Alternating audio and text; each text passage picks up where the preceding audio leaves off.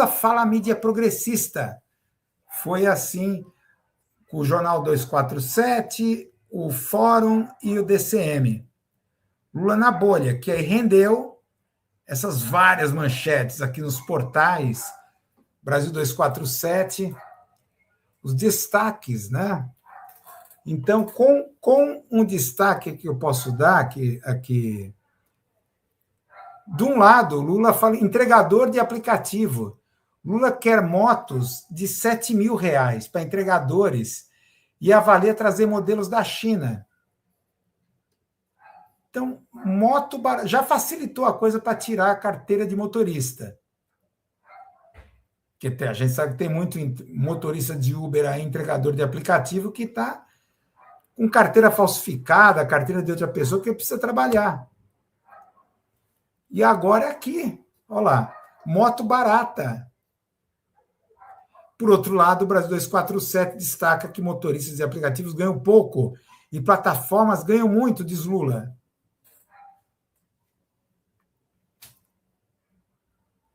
Então, aqui então, é aquela coisa que o Lula é aquela coisa da negociação, né? Não, ele não quer, ele não combate a precarização. Então, é graças à precarização que você vê aí essa alta índices recordes de desemprego. Claro, com a força de trabalho, quase 30% precarizada. Quase 30% precarizada. Não estão desempregados, mas estão trabalhando por aplicativo. Então, olha, não é aquela coisa, né? Não tem criar empregos qualificados, que é bom nada. Isso requer uma política de industrialização. No caso do Brasil, reindustrialização. Que você tem um crescimento do setor de serviços. É o setor que mais emprega. É o setor de serviços, pelas estatísticas. Não é emprego de qualidade isso.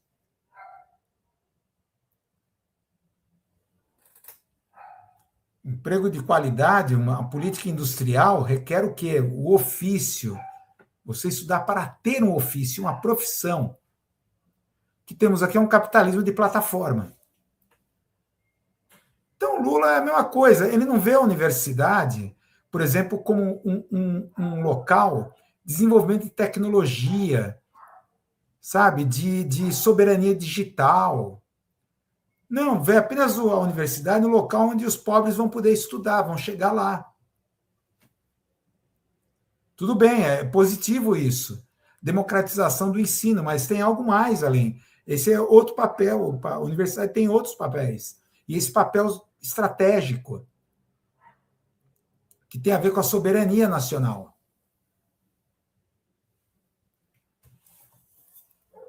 Pelo contrário, corta as verbas públicas para as universidades federais.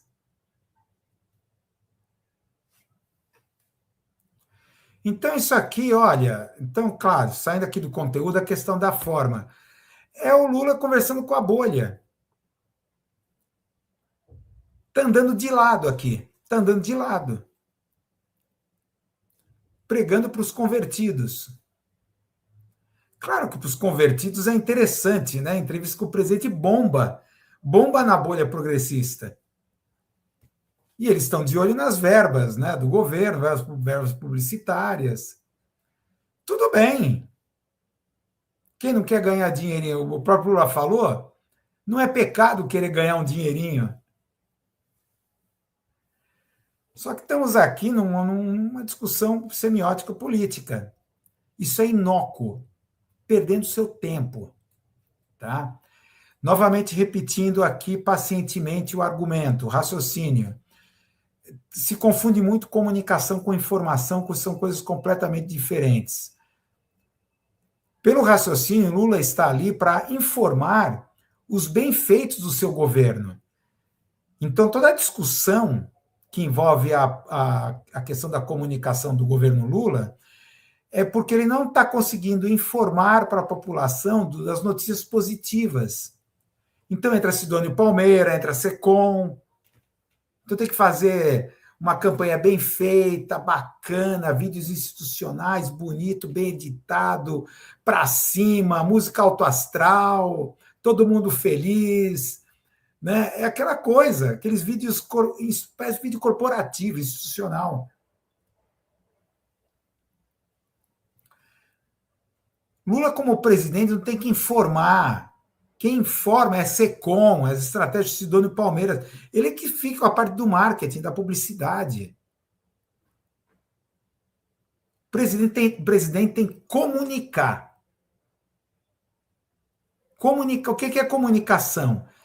Criar acontecimentos comunicacionais, falar, causar, declarar, exortar, instigar, gritar, falar, fazer colher, como o Breno Altman, que eu achei muito excelente essa posição do Breno Altman. Tá? Lula deve fazer coletivas todo dia. Deveria fazer todo dia coletiva. E ele é bom nisso. Claro, a grande mídia vai manipular o que ele fala, vai manipular, meu. Mas ele cria, ele falando é um acontecimento. E como está colocando o Bastos Régio aqui, dessa maneira, ocupar a pauta, fazer um contramovimento, ocupar a pauta. Isso é comunicação. Não tem nada a ver com informação. Claro que tem a ver, comunicação e informação são muito próximas. Mas há um equívoco, uma concepção que eu acho que já começa nos bancos das universidades e dos cursos de pós-graduação, essa mistura epistemológica até entre comunicação, e ontológica entre comunicação e informação.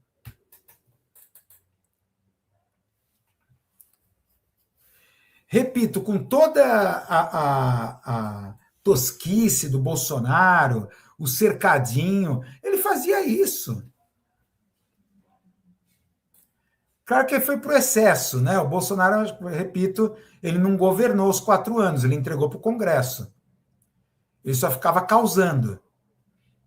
Passou 4 anos provocando crises, no mínimo uma por semana, falando em esticar a corda, ameaçando dar um autogolpe, coisas desse tipo, e assim ocupava a pauta.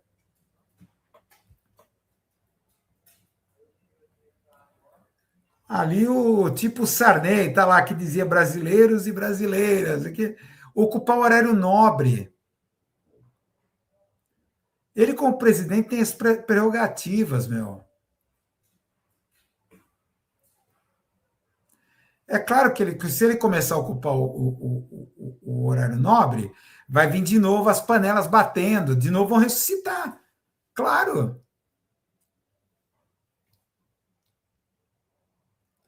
Aí tem que criar uma outra forma de contra-ataque a isso. É assim que é no campo da comunicação. Guerra semiótica. Adianta nada, meu. Entrevistar, claro, adianta para o Atushi, para o pessoal, o dono da Fórum, né? Claro que bomba nas redes, meu. Porra.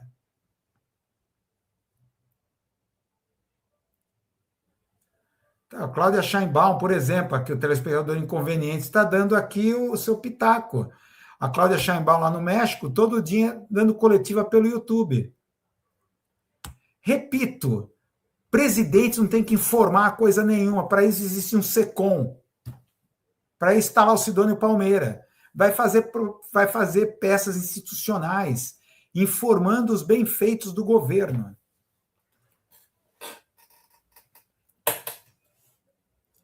O Lula não, é comunicação.